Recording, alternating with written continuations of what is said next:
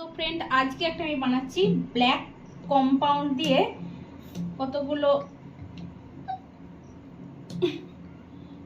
Dry fruit দিয়ে chocolate. তো বাদামটা আগের দিন ওই যে ভেজে রেখেছিলাম, দেখাচ্ছি তোমাদেরকে। আজকে একটু সামান্য গরম করে নিয়েছি আমি, কারণ ওটা দেখলাম যে একটু নরম নরম হয়ে গিয়েছিল, ক্রাঞ্চি ভাবটা ছিল না। তো চকলেটটা কেটে নিচ্ছি।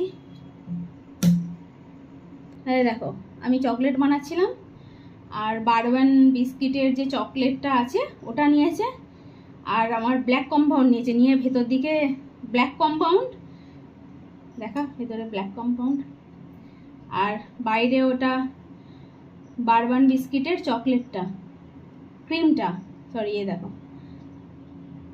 তো আর একটা সেফ হয়ে গেছে। ও চকলেট খেতে খুব ভালো লাগে, ওর জন্য নাট দিয়ে, যত রকম নাট আছে সব রকম দিয়ে চকলেট।